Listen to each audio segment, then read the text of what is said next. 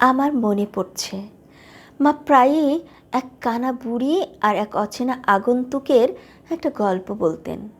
গল্পটার কাহিনীতে দেখা যায় প্রায় দৃষ্টিহীন থুত্থুরে বুড়ির চোখে ময়লা জমার কারণে সাংঘাতিক কষ্ট পাচ্ছিল। বুড়ি পথচারীদের তার চোখ পরিষ্কার করে দেওয়ার জন্য খুব করে কাকুতি মিনতি করতে থাকে, কিন্তু কেউ তার কথা ভ্রুক্ষেপে আনে না। অবশেষে এক আগন্তুকের ভীষণ মায়া হয়। বুড়ির জামা কাপড় ও শরীর ছিল নোংরা ও উৎকট গন্ধে ভরা। আগন্তুক তার সত্ত্বেও তার চোখ পরিষ্কার করে দেয়, আর তারপর পরই অলৌকিকভাবে সেই কানা বুড়ি এক অনিন্দ সুন্দরী যুবতীতে পরিণত হয়। শেষে সেই যুবতী বিয়ে করে ওই আগন্তুককে। তাকে বিয়ে করার পর দরিদ্র আগন্তুক এক ধনাঢ্য বণিকে পরিণত হয়। এটা একটা সাধারণ রূপকথা, কিন্তু এর মধ্য দিয়ে ছোটবেলাতেই যে শিক্ষা পেয়েছি সেটা হলো মহত্ব ও সততার পুরস্কার কিভাবে প্রকৃতি আমাদের দেবেন তা কারোরই জানা নেই। অন্য যোষা শিশুদের মতো আমিও শৈশবেই দেখে দেখেই সব শিখেছি। আমাদের মধ্যে অলিখিত নিয়ম ছিল দেখে শেখা। কোনো প্রশ্ন নয়, যা ঘটছে যা করা হচ্ছে তা অনুসরণ করে করতে হবে, এটাই ছিল ঝোষা শিশুদের শিক্ষা পদ্ধতি। আমি প্রথম যখন শ্বেতাঙ্গদের বাড়িতে যাই তখন যে ব্যাপারটি আমাকে হতবাক করেছিল সেটি হলো শিশুদের সীমাহীন জিজ্ঞাসা। দেখলাম তারা অবিরাম তাদের বাবা মাকে এটা কি ওটা কি বলেই যাচ্ছে। তাদের বাবা মাও সীমাহীন ধৈর্য নিয়ে ছেলে মেয়েদের প্রশ্নের জবাব দিয়েই চলেছেন। আমাদের বাড়িতে প্রশ্ন করাকে বোকামি ও নির্বুদ্ধিতার পরিচয় হিসেবে ধরা হতো। ছোটদের কাজ ছিল বড়দের কাজকর্মের দিকে খেয়াল রাখা আর সেই মতো করার চেষ্টা করা, তবে বড়রা বিশেষ প্রয়োজন হলে পরস্পর জিজ্ঞাসা করে অনেক সময় সমস্যার সমাধান করে।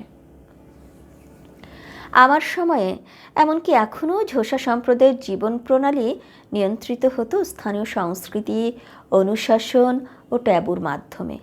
সামাজিক ও সাংস্কৃতিক বিধিনিষেধ আমাদের কাছে ছিল আইন।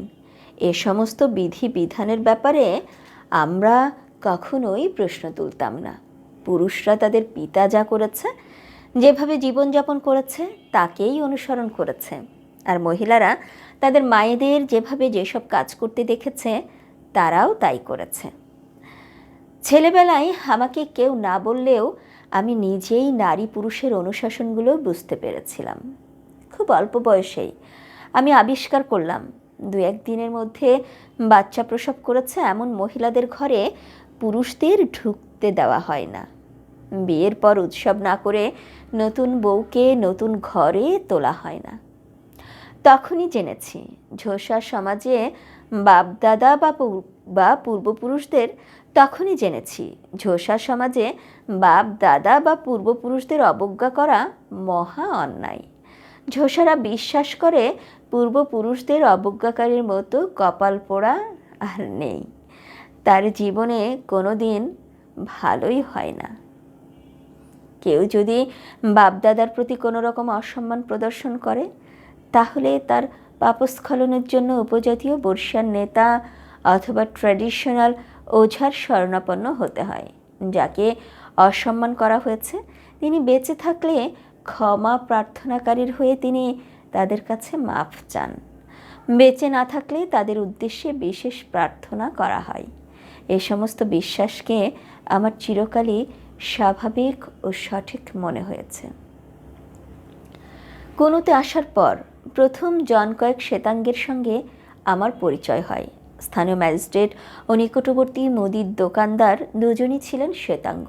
মাঝে মাঝে সাদা চামড়ার পর্যটক ও পুলিশকে আমাদের এলাকায় আসতে দেখতাম। দূর থেকে ওই রকম ধবধবে ফর্সা মানুষ দেখে আমার কেমন যেন ভয় ভয় করত। মনে হতো এরা দেবতা শ্রেণীর মানুষ।